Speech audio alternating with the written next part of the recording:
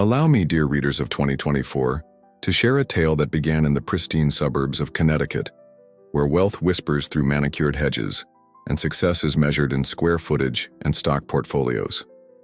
This story, which unfolded mere months ago, centers around Eleanor Chen, a woman whose silence would eventually shake the foundations of America's most privileged families.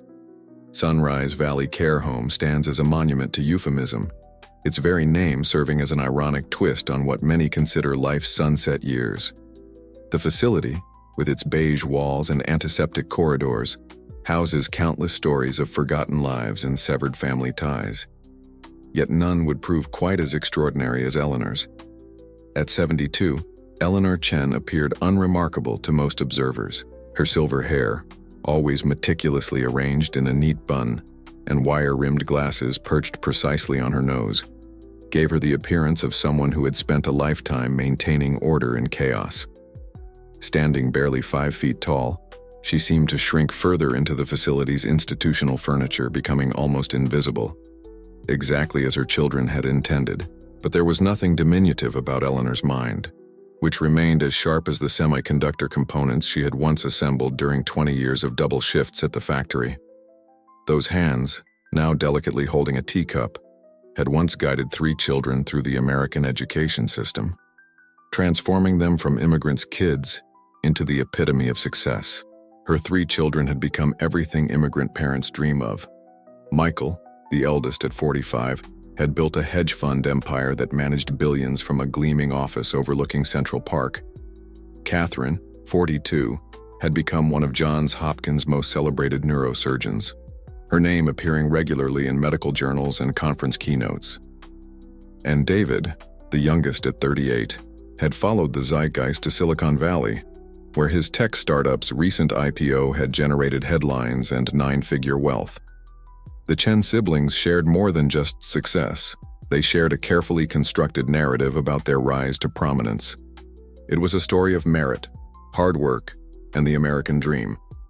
One that conveniently omitted the woman who had spent decades ensuring they never went hungry, never missed a tutoring session, never felt the grinding poverty that had driven her from Shanghai in 1982. "Mrs. Chen, your afternoon medication," announced Sarah Martinez, a young nurse whose gentle demeanor stood out in an institution where efficiency often trumped empathy.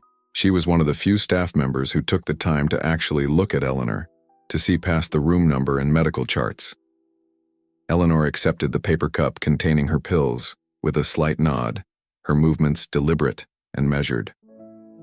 "Thank you, Sarah," she said, her accent still present after 4 decades in America. "Any mail today?" Sarah's hesitation was brief but noticeable. "Not today, Mrs. Chen." The same answer as yesterday, and the day before, and every day since Eleanor had been temporarily placed in Sunrise Valley 3 months ago. What Sarah didn't know, what no one knew, was that Eleanor Chen had spent those 3 months doing more than waiting for letters that never came or calls that were always too brief. Behind her quiet exterior, and beneath her carefully maintained appearance, she had been meticulously documenting everything. Every conversation, every visitor, every story shared by fellow residents, every detail about the lives of those who worked there. The way the nursing home's owner, Mr. Theodore Walsh III, drove a different luxury car each week while the facility's air conditioning remained broken during a record heat wave. How the marketing brochures promised 5-star dining while residents were served reheated frozen meals. The stories of other residents, proud fathers, devoted mothers, distinguished professionals, now reduced to room numbers and medication schedules. Eleanor wrote in elegant Mandarin characters, filling notebook after notebook with observations that would have seemed mundane to most. But these weren't just complaints or bitter musings. They were evidence, carefully gathered and cross-referenced, of a system that had perfected the art of elegant abandonment. In room 412, just down the hall, lived former District Court Judge William Harrison, whose children had convinced him to sign over his house and assets for estate planning purposes before gradually cutting off contact. In room 415 was Maria Rossi, once a celebrated concert pianist, whose son managed her considerable fortune while allowing her a monthly allowance that barely covered basic necessities. Eleanor documented their stories, but she didn't stop there. She recorded conversations with staff members who, trusting her quiet demeanor, spoke freely about cost-cutting measures that put residents at risk. She photographed meals that fell far short of the gourmet dining advertised in brochures. She noted every time the understaffed facility failed to respond to call buttons in a timely manner. But perhaps most importantly, Eleanor began connecting with other residents' family members who still visited, lawyers, journalists, activists, and others who might understand the value of what she was gathering. Through Sarah, who had become her unwitting ally, Eleanor had managed to establish a network of contacts outside Sunrise Valley's walls. Her children's success had taught her valuable lessons about power and influence in America. Michael's hedge fund career showed her how money could be leveraged for maximum impact. Catherine's medical publications demonstrated the importance of methodical documentation, and David's tech ventures had taught her about the viral nature of compelling narratives in the digital age. Now, Eleanor was preparing to apply those lessons in a way her children never expected. The facility's daily routine provided perfect cover for her activities. During morning exercise sessions, she gathered stories from other residents. During afternoon social hours, she documented staff conversations. And in the evening, when most residents were watching television in the common room, she organized and translated her notes, preparing them for the eyes of those who needed to see them. 3 months of careful observation had revealed patterns that went far beyond personal neglect.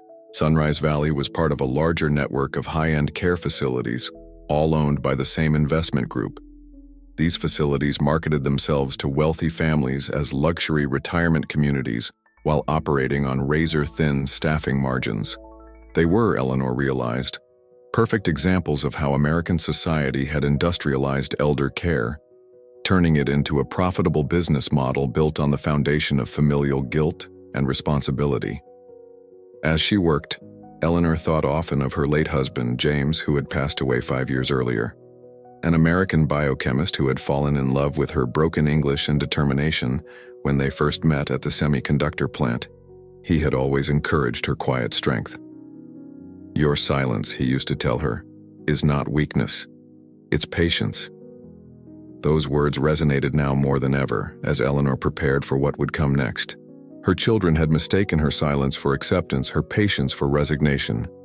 They had forgotten, or perhaps never truly understood, that their mother had survived the Cultural Revolution, immigration, poverty, and 2 decades of graveyard shifts. They had forgotten that the same determination that had fueled their success ran in their veins, because it first ran in hers. On this particular afternoon, as the late summer sun cast long shadows through the facility's windows, Eleanor finished writing in her latest notebook and carefully placed it with the others in a locked drawer. She had timed everything perfectly. Tomorrow would mark exactly 100 days since her children had unanimously decided that their mother's declining health required professional care, a decision made over a conference call that lasted precisely 12 minutes. "Sarah," Eleanor called out as the nurse passed by her door again. "Could you help me with something? I need to make sure these documents get to the right people tomorrow morning." Sarah paused in the doorway, noting the unusual edge of determination in Eleanor's typically soft voice. "Of course, Mrs. Chen. What documents are those?" Eleanor smiled, and for the first time since her arrival, Sarah saw something flicker behind the older woman's gentle expression, something that looked remarkably like triumph. "Just some letters," Eleanor replied, her hand resting on a stack of sealed envelopes. "To my children and to a few other interested parties." What Eleanor didn't mention was that copies of those letters were already scheduled to be delivered to every major news outlet in the country, along with her notebooks, each page a carefully documented indictment, not just of her children's betrayal, but of an entire system that had perfected the art of discarding its elders, while maintaining a veneer of filial piety. The letters contained more than just her observations. They included financial records showing how Sunrise Valley and similar facilities manipulated their books to maximize profit while minimizing care. They contained testimonies from other residents who had agreed to share their stories. Most importantly, they contained evidence of how these facilities specifically marketed themselves to wealthy families looking to manage elderly relatives who had become inconvenient. Eleanor had been particularly methodical in documenting the contrast between the facility's marketing materials, which promised resort-style living and comprehensive care, and the daily reality of understaffing, cost-cutting, and neglect. She had even managed to obtain internal communications showing how the facility's management discussed residents as units and calculated the minimum staffing levels they could maintain without risking their license. As the sun continued its descent outside Eleanor's window, she thought about the choice she had made. Her children had gambled on her silence, counted on her shame, expected her to fade quietly into the background of their carefully curated lives. Instead, she had chosen to become the author of a story that would force America to confront one of its darkest secrets: how a society's treatment of its elderly had become a reflection of its soul. The facility's lights dimmed right on schedule, but Eleanor Chen remained awake, her heart racing with anticipation. In just a few hours, her silence would end, and with it, the comfortable illusions of countless families who had made the same choice as her children would begin to crumble. What happened next would shock not just her children, but an entire nation, forcing everyone to confront uncomfortable truths about family, duty, and the true cost of success in modern America. But that, dear readers, is where our story truly begins to take its most unexpected turn. The morning Eleanor's letters were delivered dawned bright and clear in 3 different cities. In Manhattan, Michael Chen was reviewing quarterly reports in his corner office when his assistant interrupted with an urgent courier delivery. In Baltimore, Catherine Chen was preparing for surgery when her phone began buzzing incessantly with notifications. And in San Francisco, David Chen was just finishing his morning meditation when his PR team's emergency alert shattered his carefully cultivated peace. But it wasn't just the Chen siblings whose morning was about to be upended. Eleanor's meticulously documented exposé had been timed to reach multiple destinations simultaneously. Major news outlets, elder rights advocacy groups, state regulatory agencies, and most importantly, the social media accounts of influential journalists and activists who had been quietly preparing to amplify her message. Sarah Martinez arrived for her morning shift at Sunrise Valley to find news vans already gathering at the facility's entrance. Her phone had been exploding with notifications about a viral exposé titled "The Price of Success: An American Mother's Documentation of Elder Abandonment." The story was spreading across social media platforms with the speed of a prairie fire, accompanied by the hashtag #EleanorSilence. Theodore Walsh III, the nursing home's owner, burst through the front doors at 8:47 a.m., his usually impeccable appearance showing signs of haste. "Where is she?" he demanded, making his way toward Eleanor's room. But room 407 was empty, the bed neatly made, and on the perfectly centered pillow lay a single envelope addressed to him. Inside the envelope, Walsh found a detailed letter outlining every cost-cutting measure he had implemented over the past 5 years, every staffing reduction, every instance where profit had been prioritized over patient care. The letter was accompanied by copies of internal emails and financial documents that he had thought were securely deleted. The final page contained just one sentence: "The truth, like our elders, deserves better care."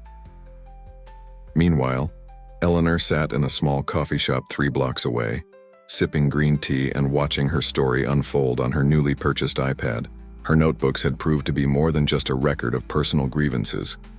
They were a devastating critique of America's elder care system, backed by meticulous documentation, financial records, and conversations recorded with permission from other residents who had similar stories to tell.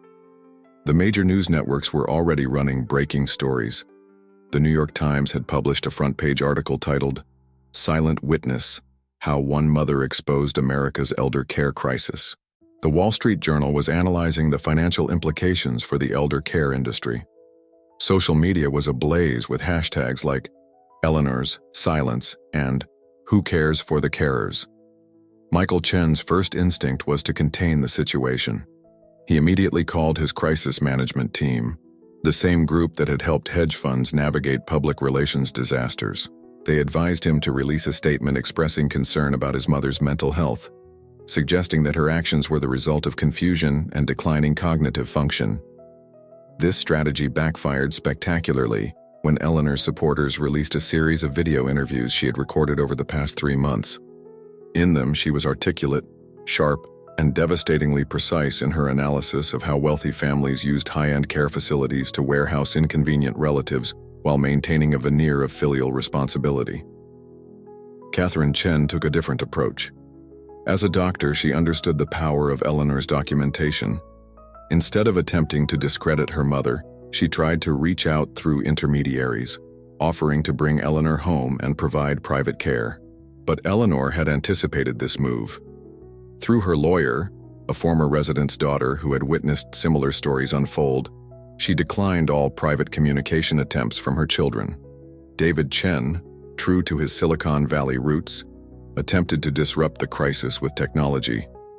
He announced the launch of a new startup focused on revolutionizing elder care through artificial intelligence and remote monitoring. The internet responded with memes comparing his solution to offering a fitness tracker to someone who had been abandoned in the desert. As the day progressed, Eleanor's story evolved from a family drama into a national conversation about aging, responsibility, and the hidden costs of success in modern America. Her documentation had exposed how high-end care facilities marketed themselves as luxury retirement communities while operating on minimal staffing and maximum profit margins. Former employees of Sunrise Valley and other facilities in Theodore Walsh III's network began coming forward with their own stories. Sarah Martinez, encouraged by Eleanor's courage, shared her experiences of being the only nurse on duty for entire floors of residents. Other staff members revealed how they had been instructed to prioritize the appearance of care over actual care delivery. The impact rippled beyond Sunrise Valley. Other wealthy families with elderly relatives in similar facilities began receiving uncomfortable questions from friends and colleagues. Country club conversations turned awkward as people recognized their own situations in Eleanor's story. The carefully maintained facade of luxury elder care began to crack, revealing the cold business calculations beneath. Eleanor's exposé had struck a particular nerve in the Asian American community. WeChat and other social media platforms were flooded with discussions about cultural obligations, filial piety, and the challenges of maintaining traditional values in modern America. Many shared stories of their own elderly relatives in similar situations, creating a growing movement for change. The Chen siblings, realizing the magnitude of the situation, attempted to coordinate their response. They arranged an emergency video call, their first actual conversation about their mother in months that lasted more than a few minutes. The discussion quickly devolved into accusations and blame. "This is your fault," Catherine snapped at Michael. "You're the one who found this place and convinced us it was the best option available." "Me?" Michael shot back. "You're the doctor. You're the one who said her cognitive decline required professional care. Did you even examine her properly, or were you too busy with your precious surgeries?" David, attempting to mediate, suggested throwing money at the problem. "Look, we can build a better facility, something revolutionary, with AI care assistance and—" "Shut up about your tech solutions," both siblings shouted simultaneously. As their argument escalated, none of them noticed the notification that someone had recorded their video call and posted it online. The footage of 3 wealthy, successful siblings arguing about who was least responsible for abandoning their mother became another viral element of the story. Eleanor, meanwhile, had moved to a secure location arranged by her lawyer. She was working with a team of elder rights advocates to transform her documentation into a formal proposal for regulatory reform. Her notebooks contained enough evidence to support multiple class action lawsuits against predatory elder care facilities. The media coverage continued to expand. International news outlets picked up the story, with Chinese state media particularly interested in using it as a commentary on Western values. European journalists compared Eleanor's situation with their own country's elder care systems.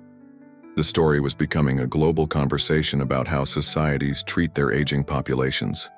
Theodore Walsh III's business empire began to crumble. Investors, sensing liability, started pulling out of his elder care facilities. State regulators, armed with Eleanor's documentation, launched investigations into his entire network. Other facility owners, fearing similar exposure, began hastily implementing reforms and reaching out to estranged families. By evening, Eleanor's story had evolved into a movement.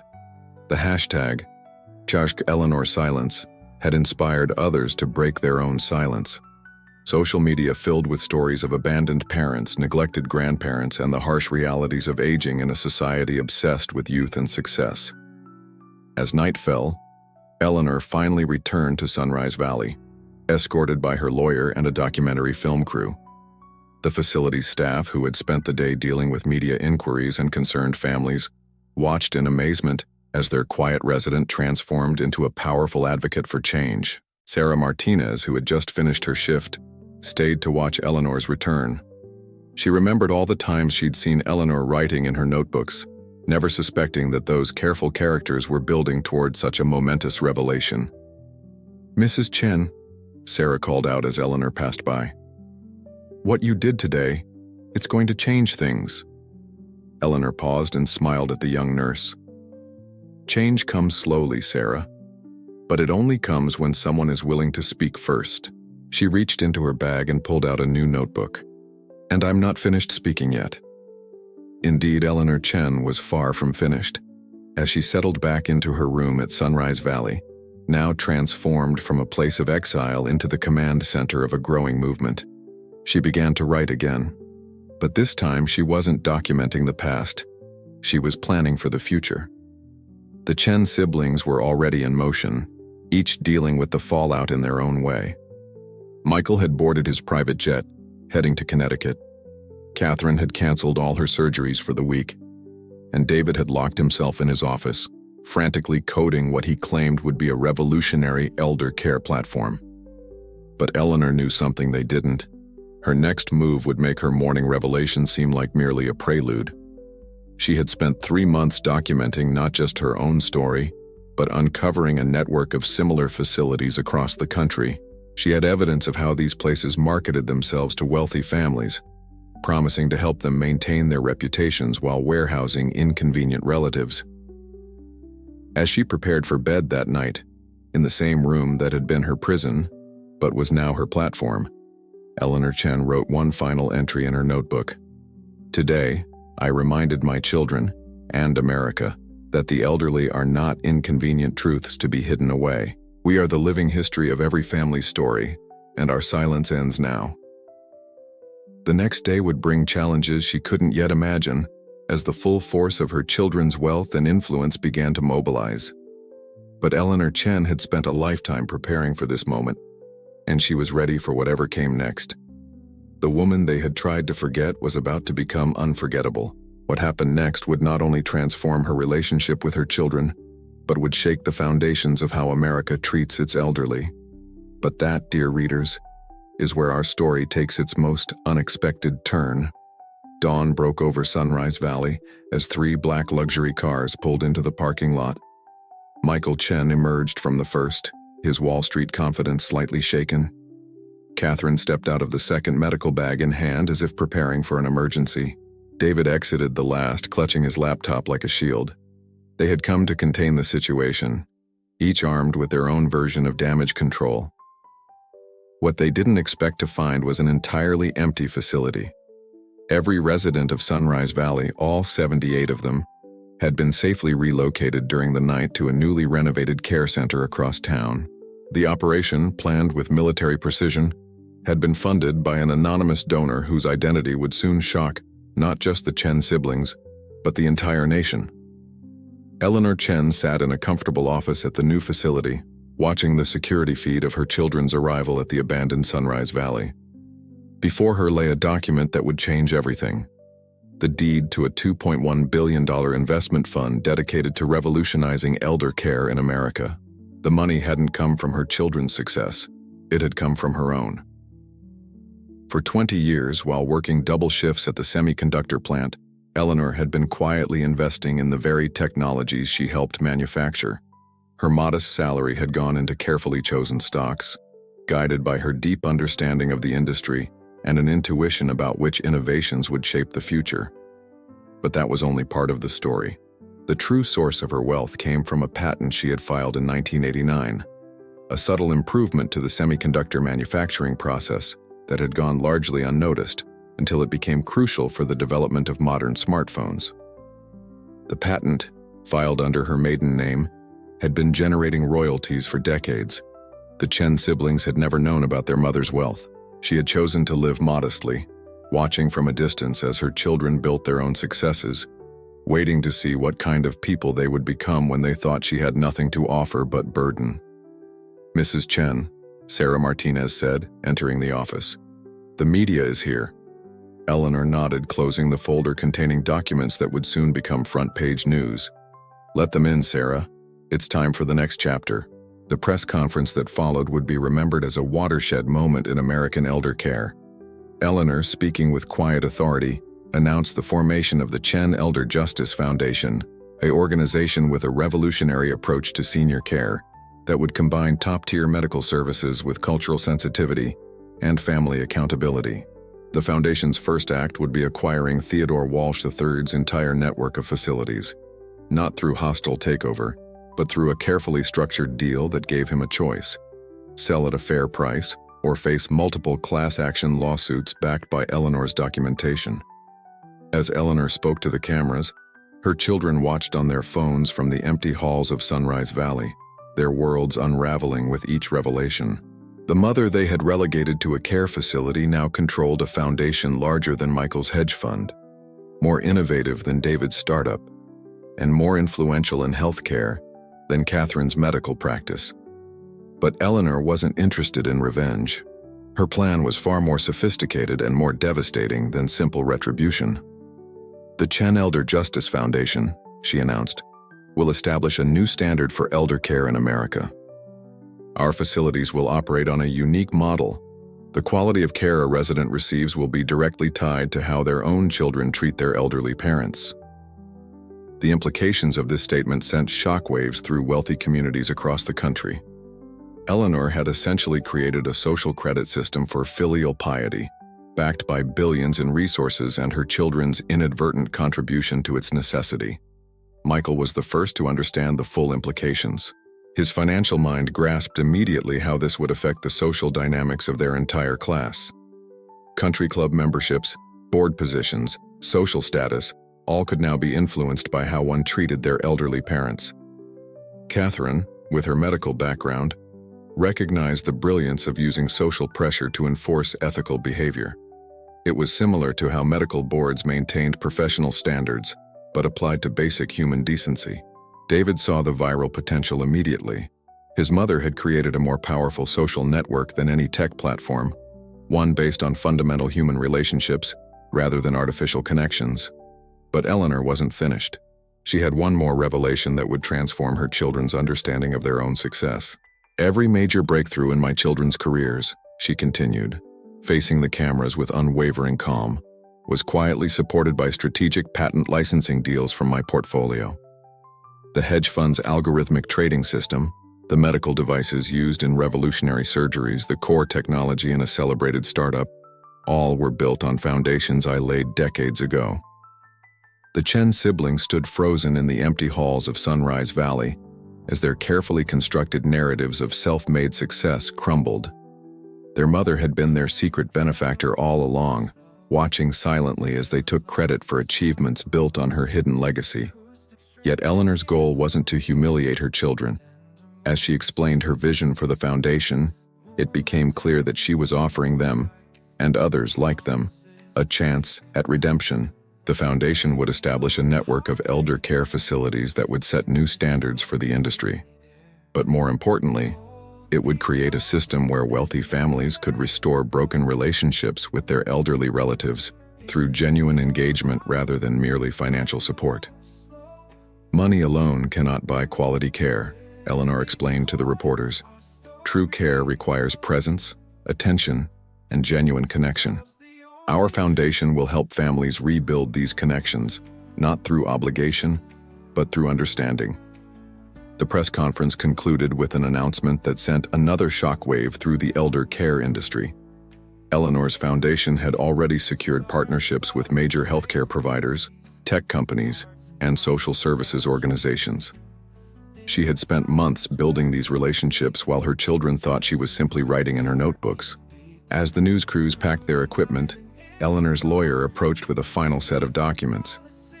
These weren't for the press or the public. They were for her children.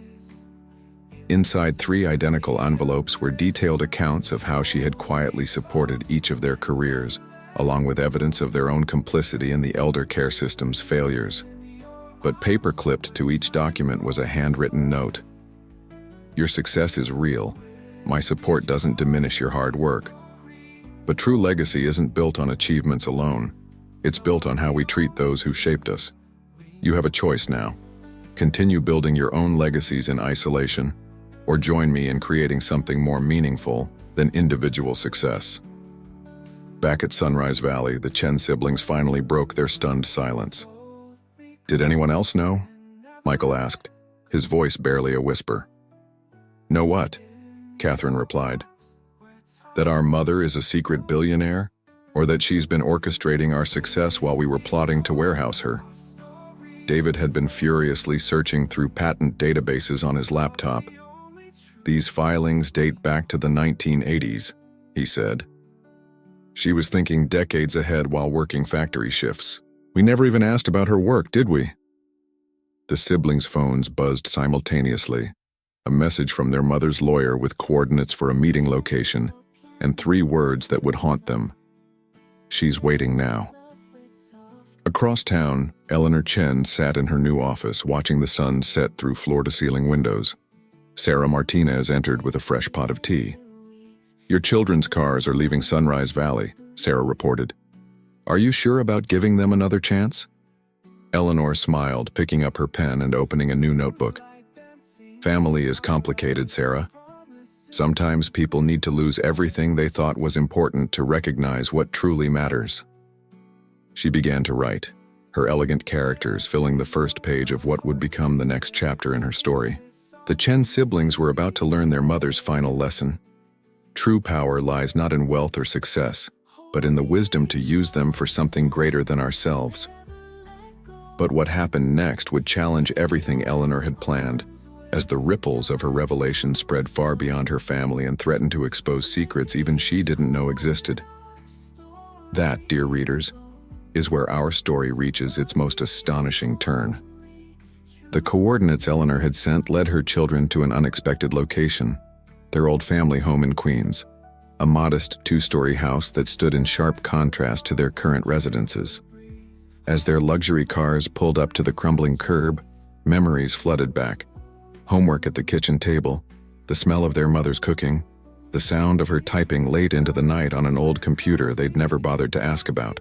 The house should have been sold years ago when they'd convinced their mother to downsize.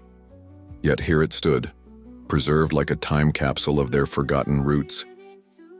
Eleanor sat at the same kitchen table where she had once helped them with their homework, her notebooks arranged neatly before her. As her children entered, the weight of their shared history filled the room. "Sit," she said simply, her voice carrying the same quiet authority it had when they were young.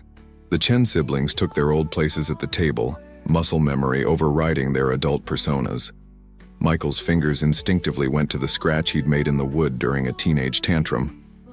Catherine's eyes fixed on the wall where her medical school acceptance letter had once hung. David found himself reaching for the cookie jar that had always been full, no matter how tight money was. "Before we discuss the foundation," Eleanor began, "there's something you need to understand about success." She opened one of her notebooks, revealing pages of calculations and patent diagrams. "Every breakthrough has 2 stories. The one we tell the world, and the truth we tell ourselves." She proceeded to deconstruct their successes with surgical precision.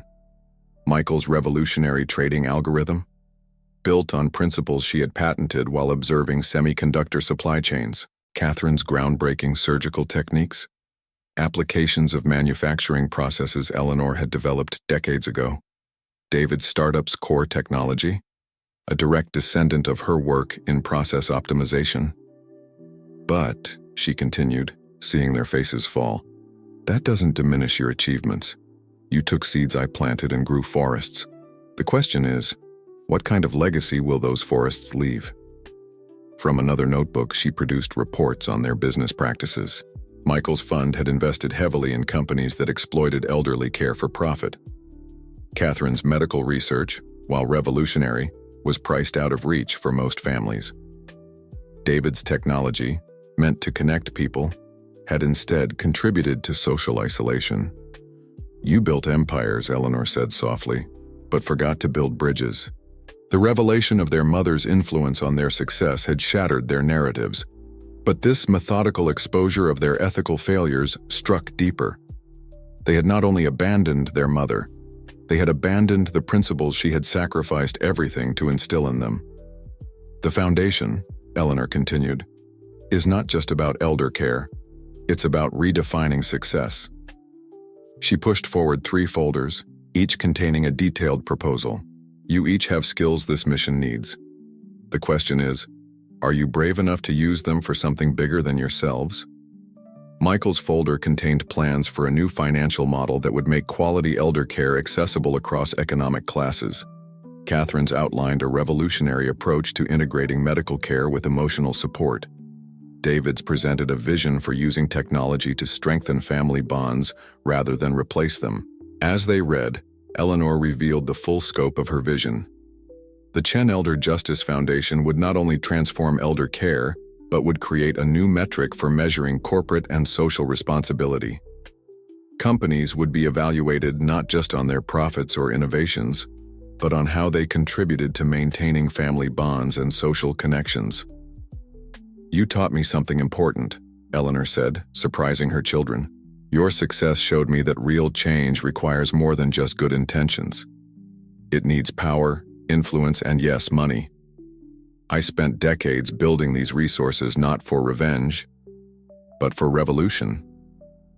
The siblings sat in stunned silence as their mother outlined how their skills could contribute to this revolution. Michael's financial acumen could create sustainable models for ethical elder care. Catherine's medical expertise could help bridge the gap between technical care and emotional support. David's technological innovation could help families maintain meaningful connections across distances. But Eleanor wasn't finished. She had one final revelation that would transform their understanding of both their past and their possible future.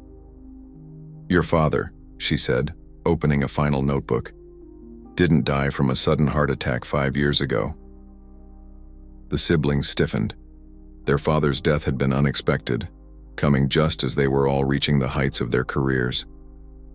"He died of a broken heart," Eleanor continued, "watching his children become strangers. His last words to me weren't about his achievements or his regrets. They were about you. He made me promise to help you find your way back, not to me, but to yourselves." She produced their father's journal, which they had never known existed.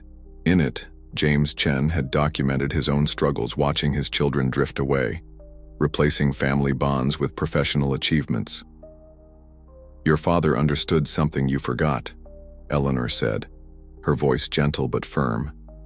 "Success without connection is just sophisticated loneliness." The siblings began to break down, years of suppressed emotions finally surfacing. Michael, the hardened Wall Street titan, stared at his father's handwriting through tears. Catherine, who had trained herself to remain clinical in the face of life and death, covered her face with trembling hands. David, the tech innovator who had built his career on virtual connections, reached out to physically hold his siblings' hands for the first time in years. Eleanor let them cry, understanding that some wounds need to break open again to truly heal. When they had quieted, she presented them with a choice. "You can fight me," she said. "Use your resources to protect the systems that made you successful. Or you can join me in building something that will make you truly rich." The choice she offered wasn't simple. Joining her mission would require more than just redirecting resources. It would mean confronting their own complicity in the systems they had helped build. It would mean acknowledging that their achievements, however real, had come at a cost they had forced others to pay. But Eleanor had designed her strategy well. By exposing both their dependence on her innovations and their ethical failures, she had created a moment of crisis that demanded resolution. By offering them a role in something larger than themselves, she provided a path to redemption that appealed to their ambitions as much as their consciences. One by one, the siblings made their choice. Michael spoke first, his voice hoarse. "I'll restructure my fund. We can create investment vehicles that prioritize ethical elder care while maintaining profitability. Catherine followed. My research team can develop protocols that integrate emotional well-being into medical care standards. David completed the circle. I'll redirect our development efforts. Technology should enhance human connections, not replace them. Eleanor nodded, but her expression remained serious. Words are easy, she said. I need actions. She pushed forward one final document, a contract that would bind them not legally but morally to their commitments. The contract stipulated that they would each spend 1 day a week working directly in elder care facilities, experiencing firsthand the challenges they were trying to solve. They would attend regular family dinners, not to discuss business, but to rebuild their connections. Most importantly, they would become personally involved in the lives of the elderly relatives they had previously delegated to others' care. As they signed, Eleanor revealed the final piece of her plan. The foundation would establish a national database tracking how wealthy individuals treated their elderly family members. This information would be available to boards, investors, and the public, creating social pressure for ethical behavior that no amount of money could overcome. You've built your careers on transparency and accountability for others, she said. Now it's time to apply those standards to ourselves. The implications were staggering. The database would create a new social metric that could influence business deals, social status, and professional opportunities. It was a system that would use the power of reputation, something her children understood intimately, to enforce ethical behavior. As the sun set outside their childhood home, the Chen family began the hard work of reconstruction. Eleanor watched as her children tentatively began to talk to each other as siblings again, not competitors or business allies. Sarah Martinez arrived with dinner, a recreation of the simple meals Eleanor had once prepared while working double shifts. As they ate together, stories began to flow. Memories were shared. Wounds began to heal. But Eleanor knew this was just the beginning. The next day, their story would go public in a way that would inspire similar reckonings across the country. Other families would be forced to confront their own choices. Other children would have to face the consequences of their actions. The Chen Elder Justice Foundation would become a catalyst for national change, not through force or shame, but through a carefully calibrated combination of incentives and accountability. Eleanor had created a system that used the very tools of wealth and influence to enforce the values that wealth often corrupted. As her children prepared to leave, each hugged her properly for the first time in years. They had entered their childhood home as successful individuals and left as something more powerful, a family with a mission. Eleanor remained at the kitchen table after they departed, writing in a new notebook. Her children's transformation was just the first step in a larger plan to change how America treated its elderly. She had shown that even the most estranged family could find its way back to connection, that success and compassion could coexist, that power could be used to heal as well as build. Sarah, who had watched the entire evening unfold, sat down across from her. Do you think they'll follow through? Eleanor smiled, closing her notebook. They will, she said confidently, because now they understand what I've known all along. Legacy isn't what you leave behind, it's what you build together. As night fell over Queens, lights began to come on in the surrounding houses. In each window, Eleanor knew, were other stories waiting to be told. Other families needing to reconnect. Other wounds waiting to be healed. The Chen family's story would inspire others to confront their own choices, to recognize that success without compassion is merely achievement, that wealth without connection is simply accumulation, that power without purpose is just control. Eleanor Chen had transformed her children's abandonment into a movement for change. She had turned her silence into a voice for those who had been forgotten. Most importantly, she had shown that it's never too late to rebuild what has been broken, to heal what has been wounded, to find what has been lost. The foundation she built would change how America cared for its elderly. But her greatest achievement wasn't the billions she had accumulated or the changes she would create. It was the simple fact that her children had finally remembered who they were. Not just successful individuals, but part of a family, part of a community, part of a legacy larger than their own achievements.